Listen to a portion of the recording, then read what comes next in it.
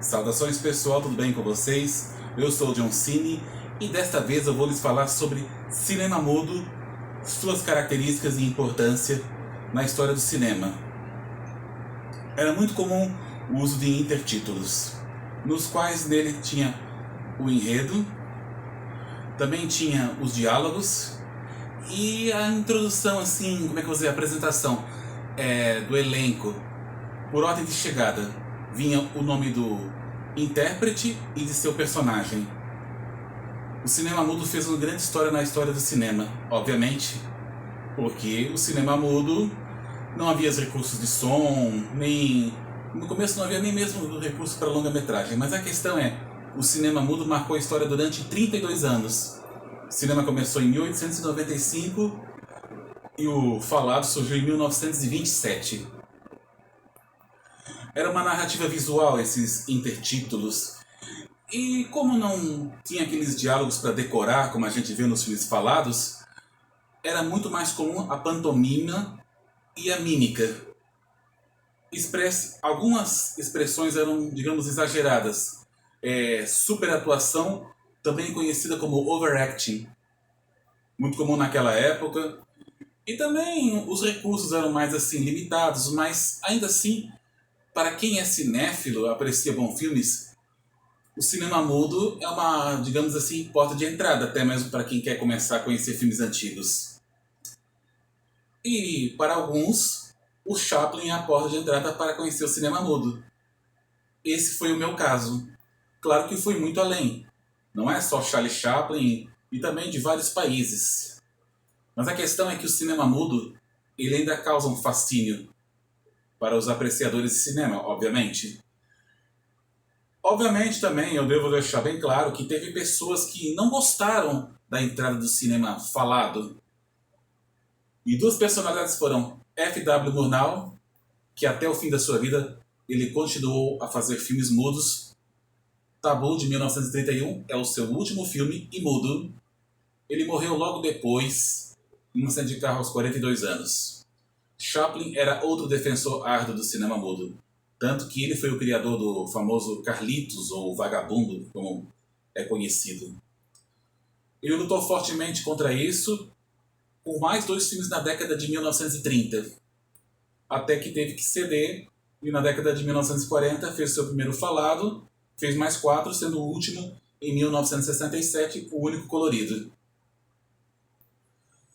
As limitações técnicas eram caso à parte, mas era muita criatividade e assim, a gente via os gestos do elenco. Para alguns pode ser uma coisa chata, mas é a história do cinema em si. Obviamente também que além de não ter diálogos e não poder saber o que o pessoal falava, os atores e atrizes, também não tinha os recursos de captação de áudio assim com o som. Vamos dizer que o cinema era só uma arte visual e não audiovisual. Muito comum naquela época. Mas aí as coisas foram começando a mudar.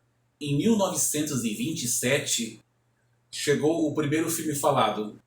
Não totalmente falado, parcialmente falado, mas também teve cenas cenas cantadas, pessoas cantando, que é o Cantor de Jazz de 1927. Aí então veio outro filme no ano seguinte, que é de 1928, que é Luzes de Nova York, o primeiro filme totalmente falado. E aí então, até no começo da década de 1930 ainda era comum acontecer em alguns filmes mudos. Também levando em conta que o custo era bem alto. Alguns não perderam tempo e investiram. Outros ficaram um pouco à limitação até dar uma barateada, como se diz. Olha, um caso interessante é o Japão, cujo primeiro filme falado foi em 1936. E o cinema mudo era muito comum as pessoas não precisarem ter, assim, uma boa voz, porque era mudo. Claro, isso aí depois, com o passar do tempo, quando chegou a entrada do falado, foi complicando mesmo, porque quem não tinha boa voz, das duas uma. Ou esse intérprete era dublado por uma pessoa que dublava, ou então era demissão. Prejudicou a carreira de muitos atores e atrizes pelo fato de não terem boas vozes. Teve alguns assim que, claro, conseguiram transitar muito bem entre o mudo e o falado. Voz agradável e tudo, mas, enfim, eu até devo admitir uma coisa importante, que o cinema falado foi a maior de todas as tecnologias do cinema. Porque era uma coisa assim que, não tinha som e as pessoas tinham muito conhecimento, ou melhor, tinham muita curiosidade em querer saber como era a voz dos intérpretes. E tem até filmes que relatam sobre esses acontecimentos. Um exemplo é Cantando na Chuva, de 1952, que conta a história da transição do cinema mudo para o cinema falado. Contado e cantado de uma forma humorística, mas também a séria. E é um filme assim que é maravilhoso, até recomendável para quem não gosta de musicais. Não chega a contar a história do cinema mudo, mas fala de artistas do cinema mudo, que é Crepúsculo dos Deuses, que eu até acho mais bonito de Sunset Boulevard. Mas enfim, que fala sobre uma atriz que era a rainha do cinema mudo e está esquecida. E ela quer voltar. O problema é que ela quer que os filmes sejam mudos também. Aí tem aquelas complicações e tudo, mas é mais assim uma crítica ao Star System de Hollywood, que Billy Wilder e Charles Brackett alfinetaram muito bem. Enfim, o cinema mudo tem muita história para contar. Também vale lembrar que tem algumas cenas assim mais rápidas, que era muito comum em filmes de ação, né? Mais ou menos, nem era filme de ação propriamente, como a gente conhece hoje em dia, mas filmes com cenas de ação. E era também muito comum nas comédias físicas. Especialmente que Harold Lloyd e Buster Keaton eram comediantes. E eles dispensavam dublês nas cenas perigosas. E foram um grande sucesso. O Buster Keaton ainda conseguiu participar de mais alguns filmes falados, sempre com aquela cara séria. Mas é claro que a repercussão não foi a mesma da época do cinema mudo. Mas ainda deu alguma coisa assim de interessante. Até o fim da vida ainda teve papéis ainda para ele. Enfim, o cinema mudo é uma forma de conhecer a própria história do cinema, seu desenvolvimento.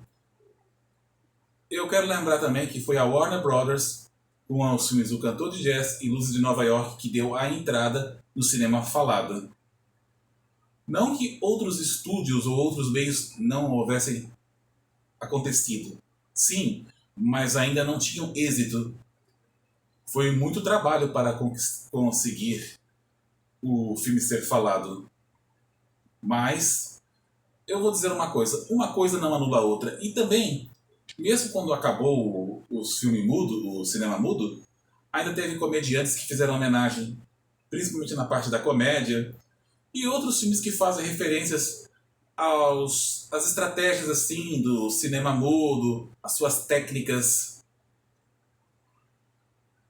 Realmente foi uma época de ouro, ou pré-época de ouro.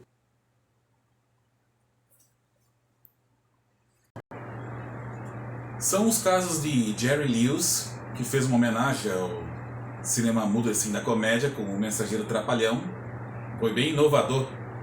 E também Jacques Tati, que ele fez personagens assim que lembram um pouquinho o Vagabundo em relação à comédia física.